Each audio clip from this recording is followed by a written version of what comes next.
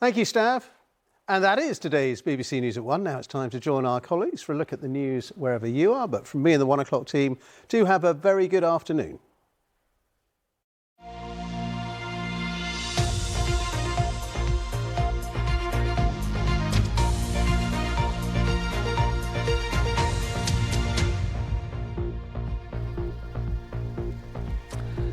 Good afternoon. Welcome to BBC London. I'm Thomas Magill. So as you've been hearing, a train strike affecting much of the country has started. Passengers are being warned of cancellations and lots of disruption over the weekend and into Tuesday. Paul Hawkins is here with the latest on how it's going to affect us here in the capital. Paul. Monday will be the worst day. 8 train companies on strike, mostly affecting services to the south and the east of the capital. Tomorrow there'll be 4 train companies striking. Today's the least worst day, only 3 companies striking. Those services heading out of London Euston and St Pancras, where there have been picket lines held by ASLEF. Passengers are heeding the advice. They're staying away from the stations. They're only travelling when necessary if strike action is affecting their lines. But the economic damage continues on this dispute that's been going for over 2 years. We've had rolling strikes over the last 20 months. Cumulatively across the UK as a whole, that's cost just under £5 billion of lost revenue for the hospitality sector. And in London, it's £1.6 billion. So a massive hit.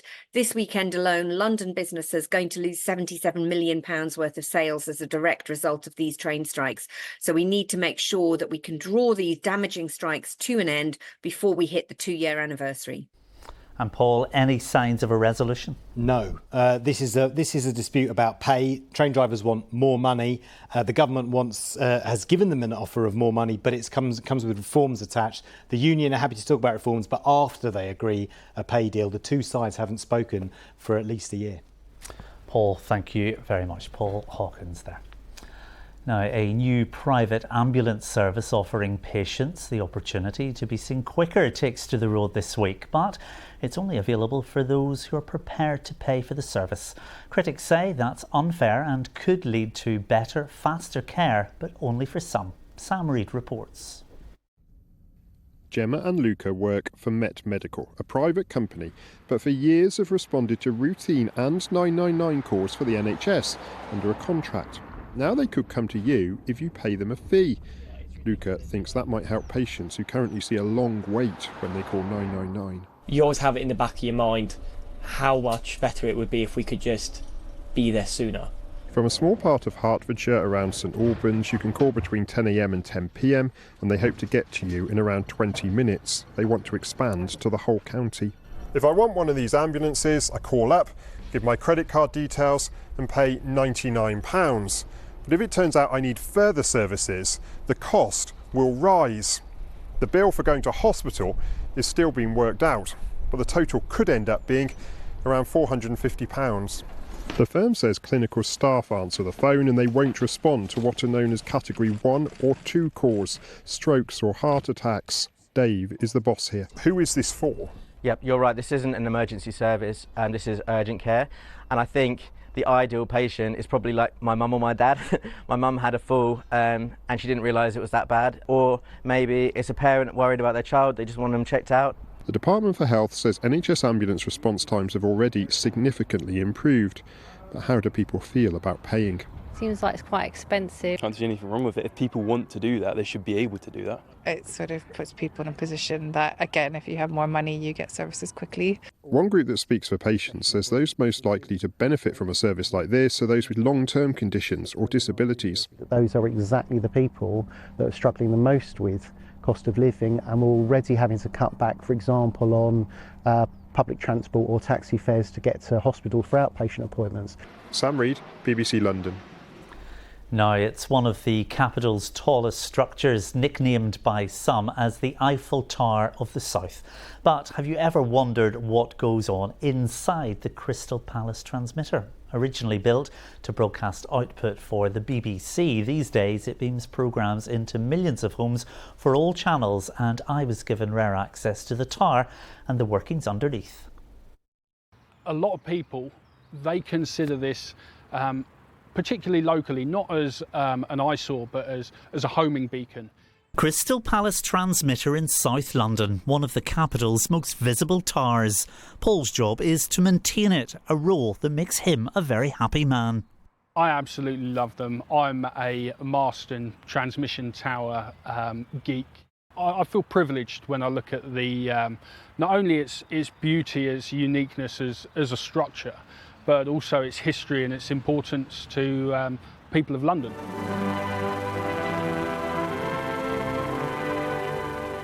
That history dates back to 1956 when it was manned by engineers in smart suits.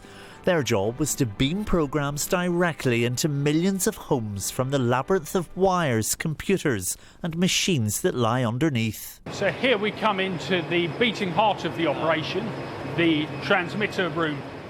Almost 70 years on, the transmitter's job has barely changed, even if the technology has. This is the amplifier, so this is where it comes together, we turn it into a TV signal, we combine it and send it up for transmission. At 219 metres tall, it's one of London's tallest structures, swamping the likes of the London Eye, which is 135 metres high, and Big Ben, which is a mere 96 metres tall. But how did the much-loved landmark end up in South London with its unusual design? Because of the small footprint of the site, had to build this lattice tower, and a lot of people compare it to the Eiffel Tower, and it's a very similar design in that we can have the height but with a small footprint. Despite his job, Paul has no plans to climb the structure, unlike this cameraman 70 years ago who captured this city, embracing the very latest in technology. Who would have thought decades later that Crystal Palace transmitter is still an essential part of our broadcasting infrastructure? And a big thank you to Paul and the team there for showing me around. It was a fascinating visit. Now, time for some theatre. The soul singer Beverly Knight is getting back in the habit as Sister Mary Clarence in the West End show Sister Act, which is based on the hit 90s film. The latest stage version also includes London singer Lamar, who's taking on his first ever musical role.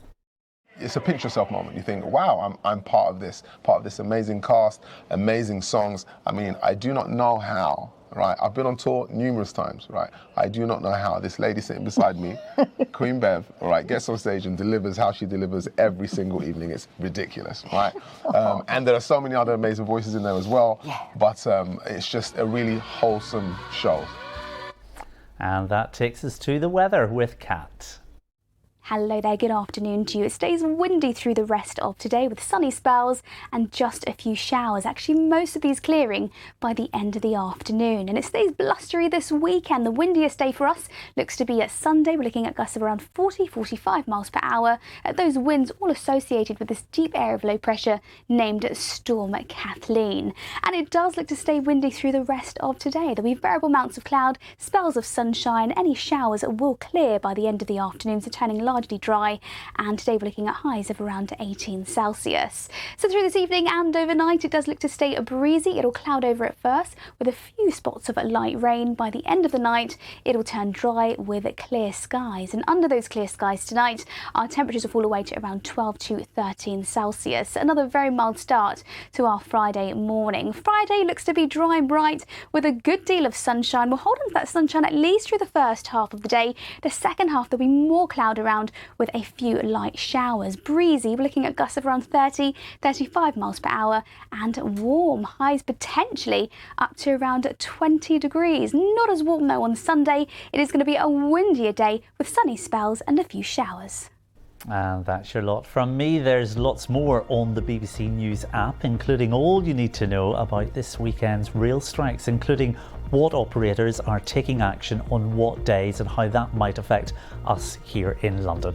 Victoria will be with you tonight at 6:30 with the evening news, but from all of the lunchtime team, have a lovely day. Bye bye.